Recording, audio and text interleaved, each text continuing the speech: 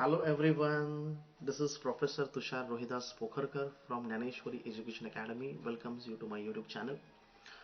बच्चों 12th science का और 12th सीबीएसई का जो कॉमन टॉपिक है थर्मोडायनेमिक्स उसके ऊपर मैं लेक्चर डिलीवर कर रहा हूँ एंड उसका पहला जो पार्ट है I have already sent it, I have already uploaded and the second part is all about the refrigerator and heat pumps. First part में हमने heat engine we started with the heat engine and now we are moving towards the next type of heat engine, that is refrigerator and heat pumps।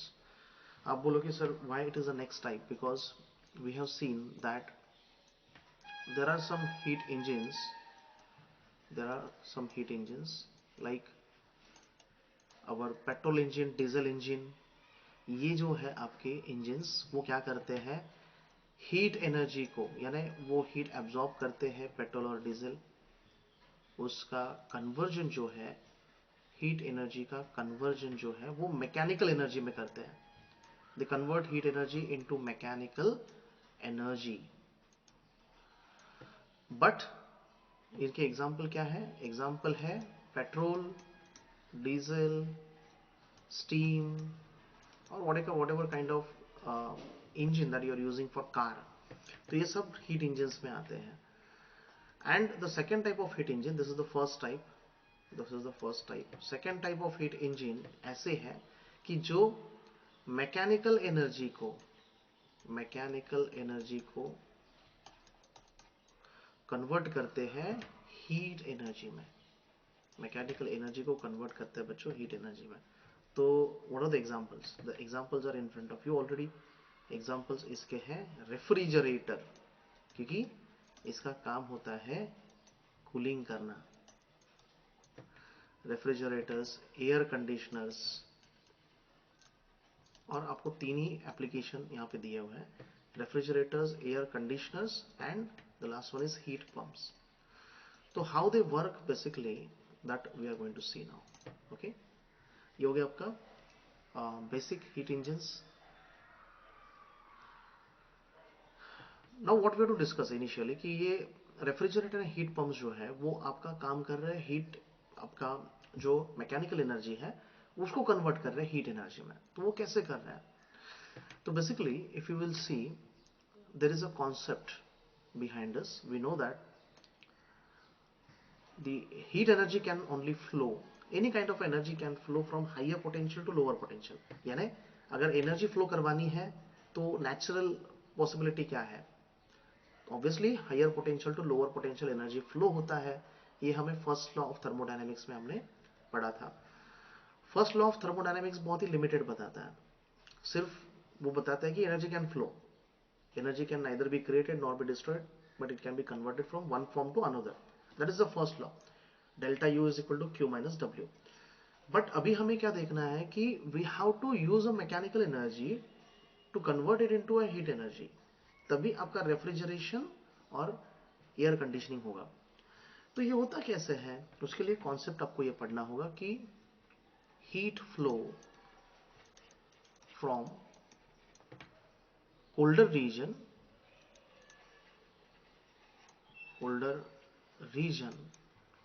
to hotter region or hot region, colder region to hot region. तो ये आपका क्या है, heat flow.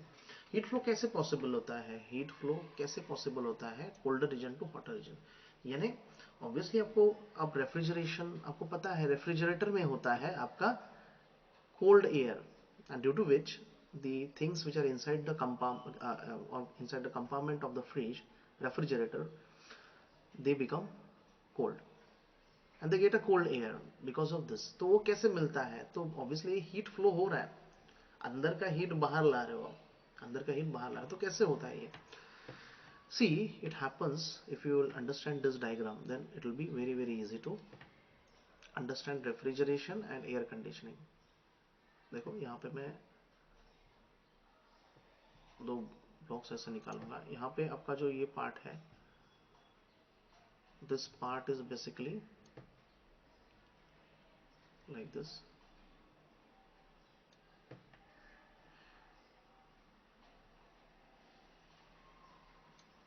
ये जो है I am drawing a pipes basically, it's an pipe arrangement. I have to connect this also. So just try to understand कि ये जो मैंने दो यहाँ पे कंपार्टमेंट्स ड्रॉ किए हैं, ये क्या इंडिकेट कर रहा है। तो जैसे आपके रेफ्रिजरेटर और एयर कंडीशनिंग में होता है, अंदर जो होता है आपका कोल्डर रीजन होता है, यानी इन केस ऑफ रेफ्रिजरेटर आपको पता है कि there is a colder region inside the compartment of a fridge, and in case of a air conditioning unit the room inside will have a colder region. तो ये जो आपका राइट हैंड साइड है, मैं यहाँ पे कोल्डर रीजन ड्रॉ कर रहा हूँ, ये आपका क्या है, कोल्डर रीजन है, कोल्डर रीजन, कोल्डर रीजन, और this is your hot reason, this is your hot region. तो बेसिकली आपका जो कोल्ड रीजन है वो है आपका मेन पार्ट, जहां से आपका हीट फ्लो स्टार्ट होने वाला है इन case of a second type of heat engine जो आप देख रहे हैं, रेफ्रिजरेटर्स, एयर कंडीशनिंग या हीट पंप्स। तो यहाँ पे होता क्या है, ये कोल्डर रीजन जो होता है ना, इस कोल्डर रीजन में एक रेफ्रिजरेंट होता है इसके अंदर। आपके फ्रिज के अंदर जो नंबर ऑफ कॉइल्स होते हैं और बाहर जो नंबर ऑफ कॉइल्स होते हैं, ये दो अलग अलग टाइप के कॉइल्स नहीं होते हैं, ये कनेक्टेड रहता है, इंटरकनेक्टेड। तो बेसिकली अंदर वाले जो कॉइल्स होते हैं ना, उनमें क्या होता है, रेफ्रिजरेंट होता है, इसके अंदर रेफ्रिजरेंट होता है। Refrigerant is a kind of a medium which can absorb and reject the heat, which is a medium, easily वो एब्जॉर्ब कर सकता है, इजीली उसको रिजेक्ट कर सकता है, इसलिए उसको स्पेसिफिक नाम दिया गया है रेफ्रिजरेंट। तो बेसिकली एयर कंडीशनिंग में भी रेफ्रिजरेंट ही बोलते हैं, और आपके रेफ्रिजरेशन हीट पंप्स में भी उसको रेफ्रिजरेंट ही बोलते हैं, तो कॉमन नाम उसको आ गया है। तो कोल्डर रीजन में क्या है, कोल्डर रीजन में यहाँ पे रेफ्रिजरेंट होता है आपका। तो बेसिकली कोल्डर रीजन में वो क्या करता है, रेफ्रिजरेंट, तो कोल्डर रीजन में काम क्या है, अंदर जो आपके नंबर ऑफ, जैसे रेफ्रिजरेटर में अंदर क्या है, नंबर ऑफ सब्सटेंसेस होते हैं, उनका हीट एब्जॉर्ब वो करेगा, उनका हीट एब्जॉर्ब करेगा, हीट एब्जॉर्ब करेगा। तो यहां पे मैं लिख देता हूं प्रोसेस कौन सा हो रहा है, हीट एब्जॉर्प्शन, यहां पे हीट एब्जॉर्प्शन हो रहा है। अभी हीट एब्जॉर्प्शन हो रहा है, हीट एब्जॉर्प्शन यहां पे हो रहा है, तो व्हाट नेक्स्ट, यानी हीट एब्जॉर्प्शन तो एक क्या है, प्रोसेस है, हीट एब्जॉर्प्शन यहां पे होता है। तो ऑब्वियसली यहां पे आपका जो नेक्स्ट पार्ट होता है वो होता है यहां पे इवेपोरेशन,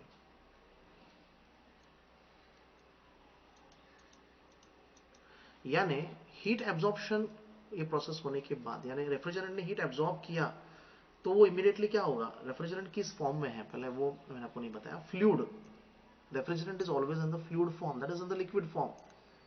तो उस लिक्विड को अगर हीट एब्जॉर्ब करवाने आप लाओगे, तो obviously it will get converted into a required vapours, यानी यहाँ पे जो आपका फॉर्म कन्वर्ट होगा एंड में, जहाँ पे वो एंटर करेगा इस रीजन में, तो वहाँ पे कौन सा फॉर्म होगा, वहाँ पे वेपर फॉर्म होगा, उसी को हम गैस फॉर्म बोल सकते हैं। तो रेफ्रिजरेंट यहाँ पे कन्वर्ट हो गया है, इवेपोरेट हो गया है। तो ये जो इवेपोरेशन का मेथड है ये फोर्सफुली है, यानी आप उसको इवेपोरेट करवा रहे हो, तो इसीलिए इसको इवेपोरेशन नहीं बोलते सिर्फ, इसको बोलते हैं फोर्स्ड इवेपोरेशन, इसको हम बोलते हैं फोर्स्ड इवेपोरेशन। आ रहा है समझ में? तो देखो ये हीट एब्जॉर्प्शन है, हीट एब्जॉर्प्शन की वजह से यहाँ पे फोर्स्ड इवेपोरेशन हो रहा है। अभी जैसे ही आपका वेपर फॉर्म यहाँ पे बन गया, वेपर्स जो है वो जाते हैं हॉट रीजन में, वेपर्स जाते हैं हॉट रीजन में।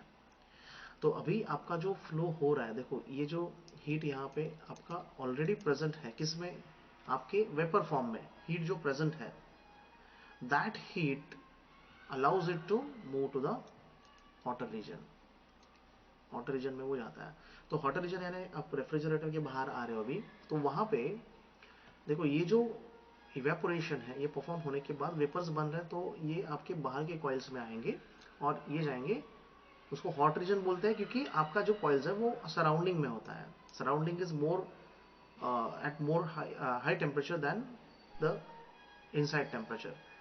तो बाहर का जो टेम्परेचर उसको एम्बिएंट टेम्परेचर आप बोलते हैं। तो बेसिकली एम्बिएंट टेम्परेचर से ये रीजन आपका क्या होना चाहिए, ये जो कोल्डर रीजन है वो कम टेम्परेचर पे होता है, तो इसलिए इसको हॉट और इसको कोल्ड ऐसे बोलते हैं। तो ऑब्वियसली अभी वेपर्स फॉर्म आने के बाद the gas will enter into the hot region, and obviously यहाँ पे एक वैल्व होता है that we will discuss in the refrigeration, but यहाँ पे हो क्या रहा है, आपका वेपर्स आ रहा है हॉट रीजन में, and obviously the work that it has to perform is obviously heat rejection, heat rejection. तो यहाँ पे आके वो हीट रिजेक्ट कर देगा, एंड यहाँ पे आपका क्या होता है फिर, हीट रिजेक्शन होने के बाद, हीट रिजेक्शन होने के बाद यहाँ पे जो प्रोसेस होता है वो होता है कंडेंसिंग, यानी इसको बोलते हैं कंडेंसिंग। कंडेंसिंग का मतलब होता है टू कन्वर्ट वेपर फॉर्म और gas form again into the liquid form. तो कंडेंसर ये काम करता है। तो बेसिकली ये कंडेंसिंग है, but this is called as forced condensing. इसको हम बोलते हैं फोर्स्ड कंडेंसिंग।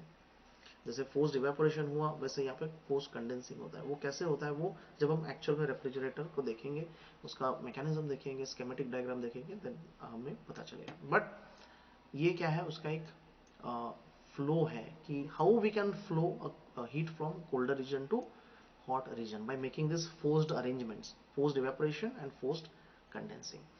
क्लियर है बच्चों? तो देखो ये आपका हो गया बेसिक फिर से किसका, तो how we can flow heat from colder region to hotter region in terms of an refrigerator, in terms of refrigerator हम ये कैसा कर सकते हैं, या फिर एयर कंडीशनिंग और हीट पंप सबके लिए सेम ही है।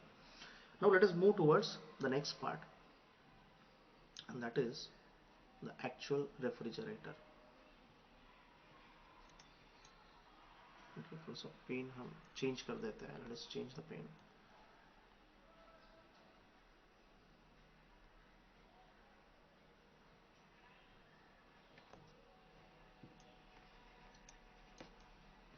रेफ्रिजरेटर, तो देखो रेफ्रिजरेटर पार्ट में बेसिकली आपको क्या पढ़ना है यहाँ पे। सी, रेफ्रिजरेटर पार्ट में आपको क्या पढ़ना है, रेफ्रिजरेटर पार्ट में आपको सबसे पहले उसका स्कीमेटिक डायग्राम पढ़ना होता है। देखो मेन मेन चीज़ें, बेसिक बेसिक चीज़ें मैं बता रहा हूँ। तो रेफ्रिजरेटर होता क्या है सबसे पहले वो हम देखते हैं। See, refrigerator is nothing but it is a cooling device, it is a cooling device. ये क्या है, कूलिंग डिवाइस है। यानी ये काम कैसे करता है, it is a cooling device. Refrigerator करता क्या है, it extracts the heat from inside and sends it to outside. यानी हो क्या रहा है, it is a device, it is a device which keeps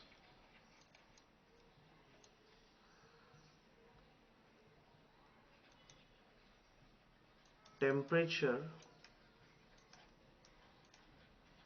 of system less than ambient temperature, less than ambient temperature। Simple simple आप words में define कर सकते हो, आया समझ में? तो ये देखो ये क्या है, इसका डेफिनेशन है कि it is a device which keeps temperature of a system which are using less than its ambient temperature. ये इसका काम है रेफ्रिजरेशन का। यानी ये क्या प्रोवाइड कर रहा है, तो ये आर्टिफिशियल कूलिंग प्रोवाइड कर रहा है, क्योंकि ये फोर्सफुली कर रहा है इसको। It is an it is artificial cooling. इसको हम आर्टिफिशियल कूलिंग भी बोल सकते हैं। तो ये बेसिकली क्या है, डेफिनेशन है रेफ्रिजरेटर का। अभी उसका उसका हमें एक्चुअल में पढ़ना है वर्किंग। तो उसके लिए मैं यहाँ पे एक ड्रॉ करता हूँ रेफ्रिजरेटर, आपको उसका एक शॉर्ट व्यू यहाँ पे आ जाएगा कि एग्जैक्टली ये रेफ्रिजरेटर दिखता कैसे है। तो बेसिकली ये जो मैंने ड्रॉ किया है ये आपका होने वाला है इनसाइड, इनसाइड द रेफ्रिजरेटर। उसको भी हम ड्रॉ करेंगे, बट यहाँ पे देखो मैं एक पाइप अरेंजमेंट ड्रॉ कर रहा हूँ, क्योंकि एग्जैक्टली आपका जो कॉइल्स होता है they are nothing but pipes. तो यहाँ पे ये आपके कॉइल्स बन रहे हैं यहाँ पे, या फिर पाइप्स बन रहे हैं, आप ऐसे बोल सकते हो। तो again this is connected forward, this is interconnected basically. तो यहाँ पे कैसे कनेक्टेड रहता है, तो यहाँ पे होता है आपका expansion valve, this is an expansion valve. Expansion का मतलब यहाँ पे ये एक्सपांड करने के लिए नोजल होता है इन शॉर्ट। तो ये जो है कनेक्टेड है आगे, यहाँ पे मैं दूसरा कलर ले लेता हूँ, this is interconnected, interconnected basically. तो ये इंटरकनेक्टेड किसको रहता है, तो ऑब्वियसली यहाँ पे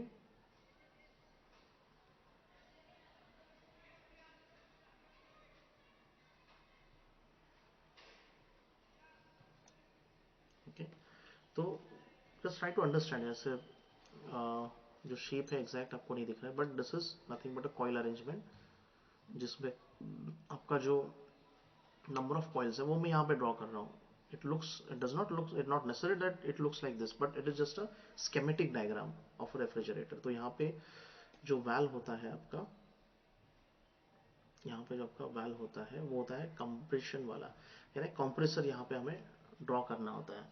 तो कंप्रेसर बेसिकली आपको ड्रॉ करते वक्त थोड़ा सा केयर करना है, एग्जैक्टली ऐसे दिखाना है आपको। तो ये जो कंप्रेसर है वो, ये आपका इनवर्ट फ्लो यहाँ से आएगा और यहाँ पे पास होके ये आउटवर्ड जाएगा यहाँ पे, दिस इज इनवर्ट फ्लो। ये ऐसे है देखो, यहाँ पे वाल्व होता है, तो ये ओपन होने के बाद यहाँ पे ये एंटर करेगा और यहाँ से आउट होके बाहर जाएगा ऐसे डायरेक्शन में, ये ऐसे डायरेक्शन में आ रहा है।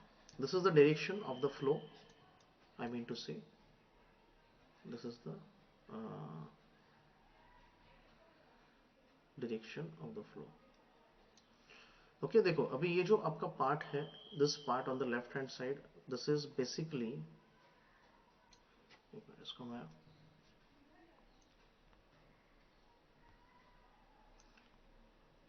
रेड से दिखा देता हूँ, 1 सेकेंड।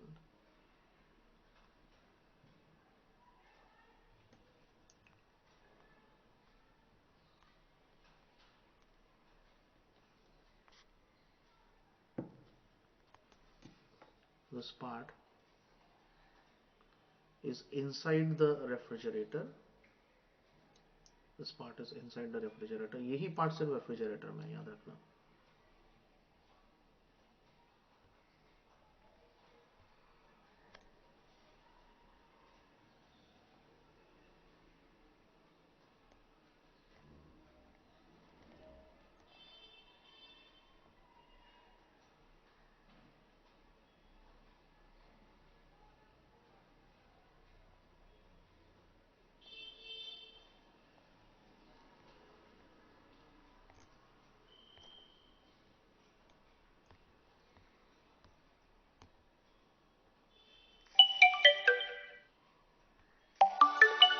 ओके, सो देखो बच्चों, यहाँ पे ये जो पार्ट है आपका, this is inside the refrigerator, तो therefore you can understand this part is a colder region, क्योंकि ये अंदर है रेफ्रिजरेटर के। So this is nothing but a colder region, colder region, क्योंकि ये अंदर है और ये पार्ट जो है दिस इज आउटसाइड, तो ये जो है हॉटर रीजन है आपका, ये आपका हॉटर रीजन है। So now what happens exactly, यानी क्या होता क्या है इसमें वर्किंग, ये तो कंस्ट्रक्शन हो गया आपका। ये जो पार्ट है देखो, ये पार्ट जो है इसको बोलते हैं एक्सपांशन वाल्व, एक्सपांशन वाल्व। ये जो पार्ट है, this part is called as a compressor, जो एक्सटर्नली सप्लाइड होता है, जिसको सप्लाई देना होता है कंप्रेसर को। तो आपकी जो इलेक्ट्रिसिटी लगती है आपके रेफ्रिजरेटर को, वो बेसिकली कंप्रेसर के लिए लगती है।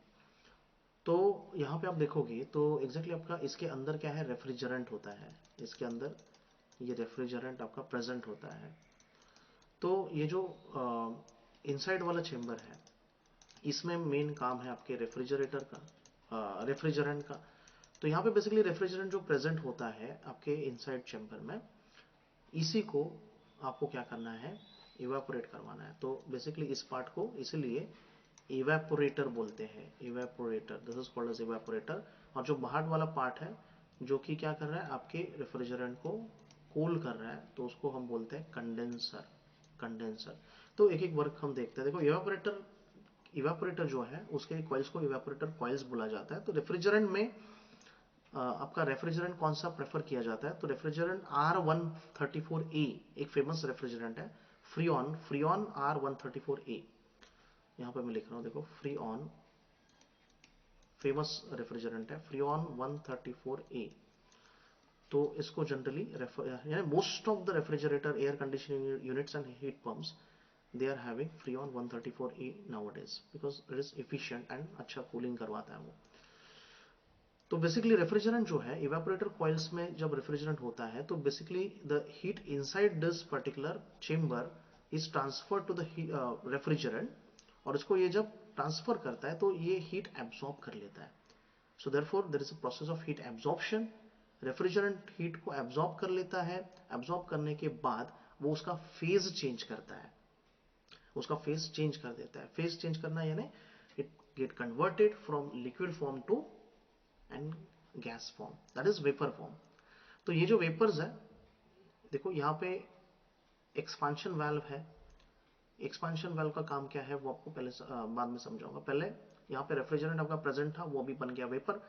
वेपर बनने के बाद यहाँ पे रेफ्रिजरेंट आगे आ गया, ये आपका वेपर फॉर्म आ गया। और वेपर फॉर्म जो यहाँ पे आपके इवेपोरेटर रीजन में, इवेपोरेटर कॉइल्स के अंदर जो आपका रेफ्रिजरेंट है, ये जो हीट एब्सॉर्ब कर रहा है that is under low pressure.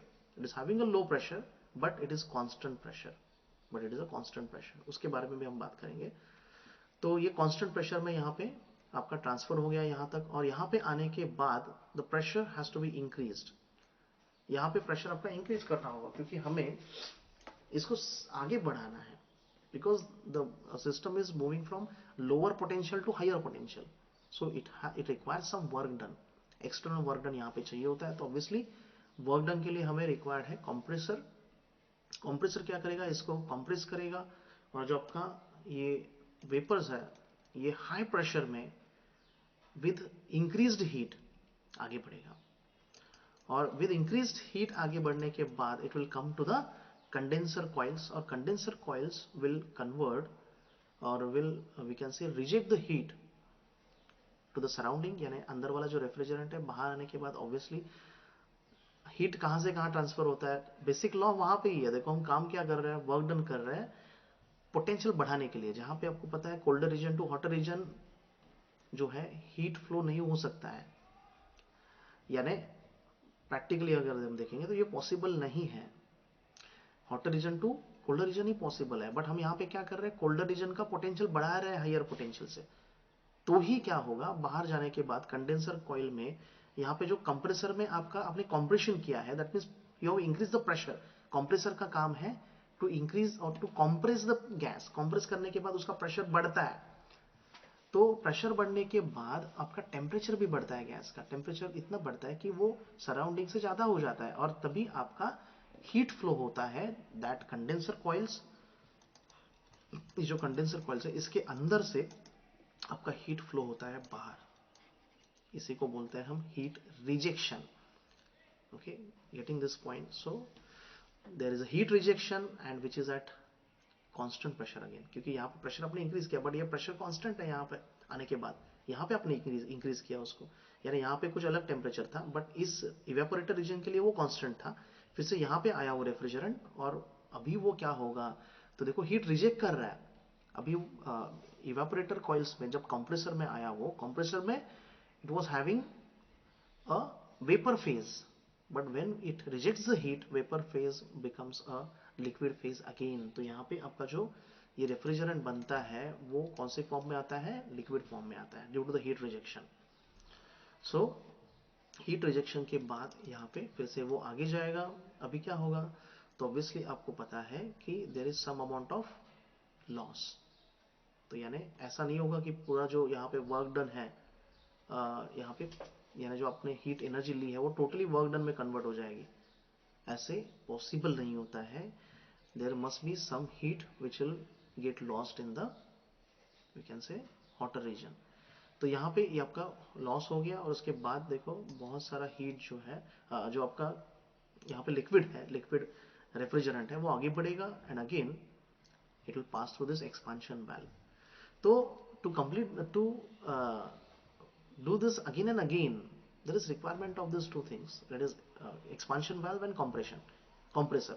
तो एक्सपांशन वाल्व फिर से क्या करेगा, ये जो एक्सपांशन वाल्व है ये इसको, ये नोजल की तरह होता है. नोजल में आपको पता है नोजल अरेंजमेंट, नोजल में जब हम कोई चीज फ्लूइड एंटर करवाते हैं इट इंक्रीजेस इट्स स्पीड, वो ज़्यादा स्पीड उससे देता है यानी एक्सपांड करवाता है इन शॉर्ट. तो बेसिकली यही काम एक्सपांशन वाल्व यहाँ पे करेगा. एक्सपांशन वाल्व इसको छोड़ेगा, फिर यहाँ पे कांस्टेंट प्रेशर के बाद यहाँ पे हीट एब्जॉर्प्शन, रेफ्रिजरेंट यहाँ पे लिक्विड फॉर्म में है वो कन्वर्ट हो गया आपका वेपर फॉर्म में. वेपर फॉर्म में जाने के बाद आगे फिर से बढ़ेगा, कंप्रेसर में जाएगा, वहाँ पे वेपर फॉर्म का प्रेशर इंक्रीज होगा, हीट इंक्रीज होगा, और वह हीट यहाँ पे कंडेंसर में लेके जाएगा और उसको रिजेक्ट कर देगा. Again this vapour form will get converted to liquid and again there is expansion valve. So this process is going on, it continuously we can say go on, and therefore this is a cyclic process. Refrigerator का जो process मैंने explain किया वही process आपके air conditioning में भी होता है. तो जो इवेपोरेटर कॉइल्स होते हैं एयर कंडीशनिंग में वो आपके रूम के अंदर होते हैं, यानी इवेपोरेटर अंदर होता है रूम के और कंडेंसर बाहर होता है. जैसे रेफ्रिजरेटर में फ्रिज के अंदर इवेपोरेटर कॉइल्स होते हैं और कंडेंसर कॉइल्स बाहर होते हैं, वैसे ही रूम का है.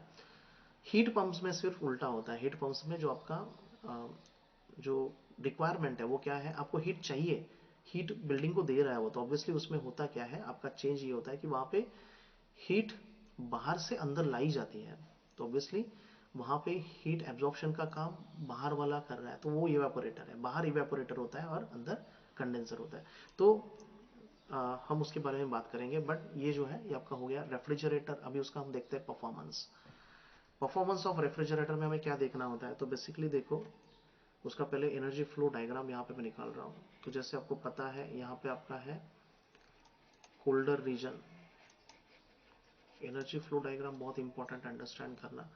कोल्डर रीजन से आपका जो हीट है वो ट्रांसफर होगा. कोल्डर रीजन में हीट एब्जॉर्ब हो गया, तो ये आपका जो कोल्डर रीजन है वो आपका क्यूसी से आप यानी हीट आप एब्जॉर्ब कर रहे हो and that heat basically goes forward. यहाँ पे हो क्या रहा है, देखो यहाँ पे आपका जो वन ऑफ द ब्रांच है ये क्या इंडिकेट कर रहा है, तो ये इंडिकेट कर रहा है आपका वर्क डन. यहाँ पे वर्क डन हो रहा है, work done is on the system, system के अंदर हो रहा है, तो इसलिए डायरेक्शन वर्क डन का ऐसे रहेगा. This will be the direction of the work done. और उसके बाद जो है after work done the heat will be rejected. The heat will be rejected. बहुत इजी वे में मैंने इसको ड्रॉ किया. देखो ये QC, यहाँ पे हीट एब्जॉर्ब किया इसने, यहाँ पे वर्क डन हुआ, और ये जो QH है वो यहाँ पे आएगा. ये आपका QC और ये QH. सो बेसिकली यहाँ पे परफॉर्मेंस में हमें क्या देखना है, देखो परफॉर्मेंस ऑफ रेफ्रिजरेटर की बात कर रहे हैं हम. तो परफॉर्मेंस यानी उसका एक पैरामीटर जो उसको डिफाइन करे कि आपका रेफ्रिजरेटर इतना इफिशिएंट है, उसका वर्किंग कंडीशन अच्छा है या फिर नहीं है, वो कौन बताएगा, तो परफॉर्मेंस फैक्टर बताएगा. तो उस परफॉर्मेंस फैक्टर को ही बोलते हैं quality factor.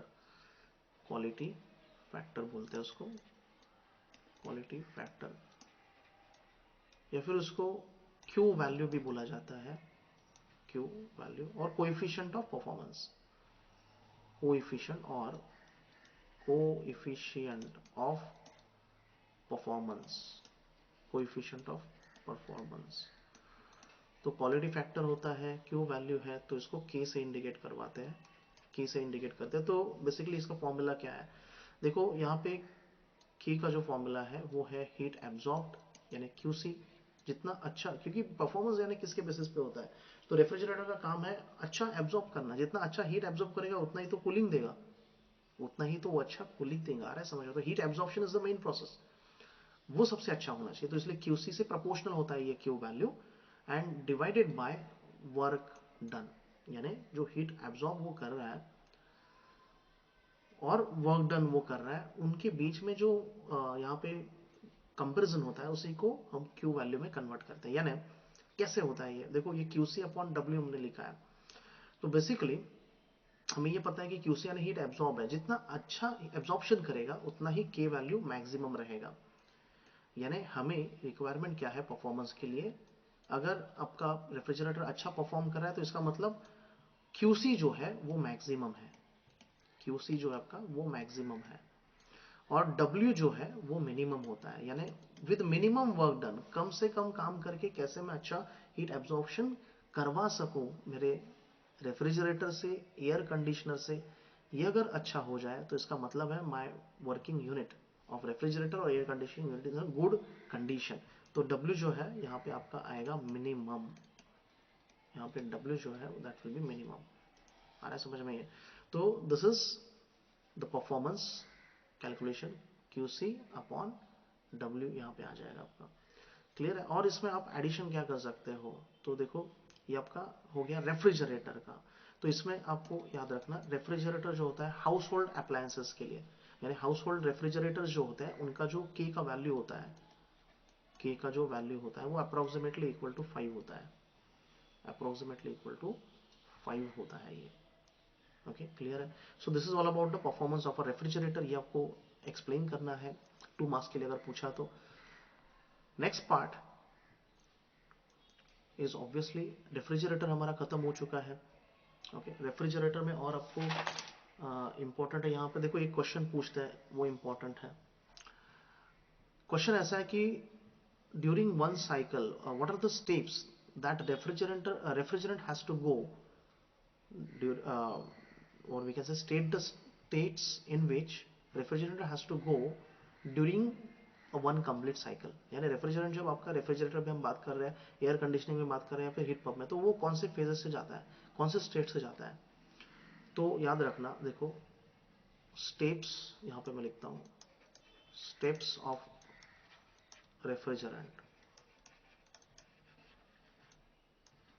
Steps of refrigerant, यानी एक शॉर्ट फॉर्म में मैंने लिखा है number of steps that refrigerant has to go. तो सबसे पहला क्या होता है ना, देखो आपको पता है जब आपने देखा कि आपका जो रेफ्रिजरेंट है वो एंटर इवेपोरेटर कॉइल में किससे किया, एक्सपांशन वेल से किया। तो सबसे पहला वहां पे क्या होता है ना, सबसे पहला जो प्रोसेस होता है एक्सपांशन वेल से आपका अंदर आ रहा है, the refrigerant which is in the liquid form is coming from the expansion well, तो वहां पे वो एक्सपांड हो रहा है। तो इसी को ये फर्स्ट स्टेप हम बोलते हैं, उसको नाम दिया है एडियाबेटिक एक्सपांशन। एडियाबेटिक एक्सपांशन यानी जो स्पॉन्टेनियस हो रहा है, एडियाबेटिक का मतलब स्पॉन्टेनियस होता है, एडियाबेटिक, एडियाबेटिक। तो एडियाबेटिक एक्सपांशन वहां पे होता है, and due to which the gas the liquid form, liquid और fluid refrigerant enters into the evaporator coils. तो उसके बाद क्या होता है सेकेंड स्टेप में, तो एडियाबेटिक एक्सपांशन होने के बाद जब इवेपोरेटर में आता है तो वहां पे कांस्टेंट प्रेशर मेंटेन होता है उसका एक पर्टिकुलर, तो उसमें वो क्या करता है, हीट एब्जॉर्प्शन करता है। तो यहां पे हीट एब्जॉर्प्शन होता है, हीट एब्जॉर्प्शन बाय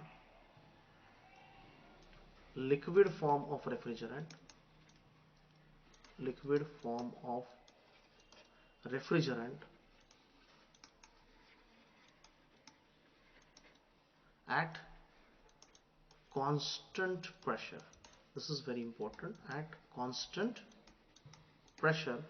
इसीलिए ये जो सेकेंड स्टेप है इसको आइसोबारिक, कांस्टेंट प्रेशर का मतलब आइसोबारिक, आइसोबारिक, अभी ये है क्या, एक्सपांशन है, तो इसलिए आइसोबारिक एक्सपांशन भी बोलते हैं इसको, आइसोबारिक एक्सपांशन। तो सेकेंड स्टेप के बाद, सेकेंड स्टेप में, थर्ड स्टेप में जब आता है तो it has to go through compressor, क्योंकि हीट बढ़ाना है उसका, प्रेशर भी इंक्रीज कराना है, तो कंप्रेसर से वो जाता है। और कंप्रेसर में क्या होता है आपका, आपका जो कंप्रेसर में जो है वो प्रोसेस होता है उसको बोलते हैं हम adiabatic compression, this is also spontaneous, तो इसी को हम बोलते हैं एडियाबेटिक कंप्रेशन। हो रहा है कंप्रेशन बट एडियाबेटिकली हो रहा है।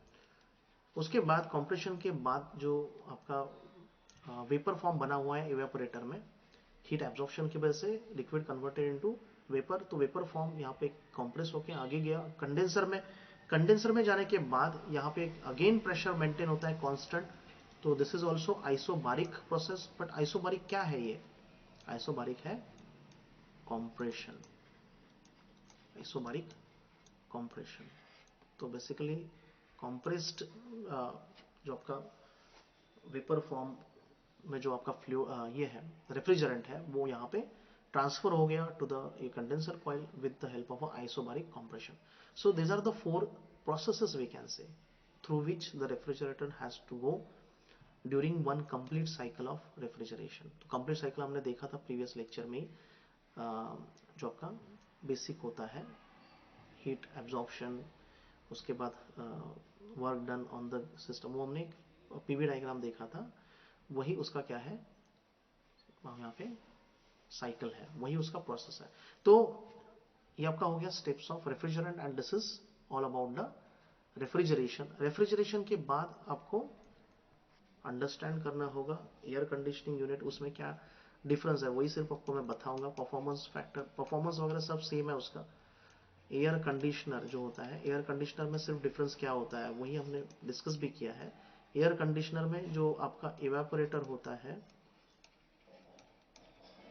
इवेपोरेटर सिर्फ आपको वही याद रखना, इसके ऊपर क्वेश्चन नहीं पूछेंगे आपको। इवेपोरेटर जो होता है वो इनसाइड रूम होता है, इनसाइड रूम होता है। और कंडेंसर जो होता है, कंडेंसर जो होता है वो आउटसाइड रूम होता है, आउटसाइड रूम होता है। और कंप्रेसर भी आपको पता ही होगा, कंप्रेसर भी बाहर ही होता है, इसलिए बाहर आवाज आता है आपको, रूम के अंदर आवाज नहीं आता है, यानी थोड़ा बहुत वाइब्रेशंस आपको फील होता है, but to avoid such kind of noise and all, actually the compressor is being kept at outside the room, तो इसलिए वो बाहर रखा जाता है। तो ये आपका हो गया एयर कंडीशनर। और इसमें आपको पता ही एयर कंडीशनर क्या करता है, ओके, वो अंदर का हवा, गर्म हवा बाहर फेंकता है, यानी इन शॉर्ट यहाँ पे वो कैसे वर्क कर रहा है वो हमने ऑलरेडी देख चुके हैं। तो this all about air conditioner. Air conditioner का भी परफॉर्मेंस सेम ही है, बट सिर्फ इसमें एडिशन क्या है वो आपको बताता हूँ। Performance factor Q value K से ही इंडिकेट होता है, फॉर्मूला सेम है QC अपॉन W। बस इसमें ऐड क्या करना है आपको वो अब मैं बताता हूँ। देखो आपका जो एयर कंडीशनर है उसमें आपको हीट फ्लो रेट जो होता है, हीट फ्लो रेट उसको ऐड करना है, यानी जो एयर कंडीशनर है वो बेसिकली इसके ऊपर ही काम करता है। रेफ्रिजरेशन में टाइम लगेगा, there is no issue, because refrigeration में आप सब्सटेंसेस को रखते हो and you observe the change, you observe the change slowly, but air conditioning में ऐसा नहीं है, you require some more amount of cooling instantly and therefore heat flow rate इसमें आ जाता है। heat flow rate यानी जो absorption आप कर रहे हो QC उससे वो रिलेट करता है, यानी heat flow rate is indicated by H। सो जो आपका हीट एब्जॉर्प्शन है, जो कोल्डर रीजन से आप हीट एब्जॉर्ब कर रहे हो QC, ये कोल्डर रीजन से आप एब्जॉर्ब कर रहे हो, तो QC डिवाइडेड बाय T ये आपका होता है हीट फ्लो रेट। तो obviously QC is equal to क्या बनेगा यहाँ पे, H इंटू टी बनेगा। और जो आपका वर्क डन है यहाँ पे, work done electrical work done है, यानी मैकेनिकल एनर्जी आपको ऑब्वियसली मिल रहा है कंप्रेसर से, बट इलेक्ट्रिसिटी से मिल रहा है, तो W is equal to power into time होता है, पावर इंटू टाइम। तो if you put in the value of K, so QC का वैल्यू आप पुट कर रहे हो H into T divided by यहाँ पे W का value P into T, T will get cancelled, तो यहाँ पे आपको फॉर्मूला मिलता है H upon P। And if you will calculate by using this formula, तो आपको जो एयर कंडीशनर्स आप घर में यूज करते हो डे टू डे लाइफ में, उसका जो K का वैल्यू है वो 2.5 से 3 तक वैरी होता है, 2.5 से 3 तक वैरी होता है। तो एयर कंडीशनर का ये हो गया कॉन्सेप्ट। उसके बाद हीट पंप में कुछ अलग नहीं है, हीट पंप में सिर्फ आपको क्या याद रखना है, देखो उससे भी इजी है। हीट पंप क्या करता है, ये अलग ही काम कर रहा है, ये हीटिंग का काम कर रहा है, हीटिंग अ बिल्डिंग। ये बिल्डिंग को क्या करता है, हीट करता है। जहाँ पे ज़्यादा ठंडी होती है, ओके, जैसे यूरोपियन कंट्रीज में, तो वहाँ पे जो आपके रूम्स होते हैं वो ऑलरेडी कोल्ड होते हैं, तो उसको आपको हीट करना है। यहाँ पे हम the countries like India and you know if will go in the Saudi Arabia and all, जो आपके गल्फ कंट्रीज है, वहाँ पे आपका हीट जो होता है वो बहुत ही ज़्यादा होता है, तो वहाँ पे हमें रिक्वायरमेंट है कि एयर कंडीशनिंग यूनिट का। But in case of the countries which are in the European states, तो वहाँ पे आपको रिक्वायरमेंट होता है हीट का। तो अंदर आपको हीट चाहिए, तो वहाँ पे इसलिए हीट पम्प्स यूज़ करते हैं। तो हीट पम्प बेसिकली उल्टे होते हैं काम के लिए। इसका जो इवेपोरेटर है वो आपको बाहर लगाना पड़ता है, क्योंकि हीट एब्जॉर्प्शन बाहर से करवाना है, अंदर भेजना है हीट को। तो ये जो होता है इवेपोरेटर, वो आउटसाइड होता है, आउटसाइड द रूम। और जो कंडेंसर होता है ये होता है इनसाइड द रूम, जो आपको वहाँ पे हीट देगा, हीट रिजेक्ट करेगा कंडेंसर, तो ऑब्वियसली वो हीट रिजेक्शन आपको अंदर मिलेगा। सो this is all about heat pump. Heat pumps यहाँ पे यूज नहीं करते हैं, इसलिए ज़्यादा भी पूछेंगे नहीं आपको, you have to just make it understand. Okay.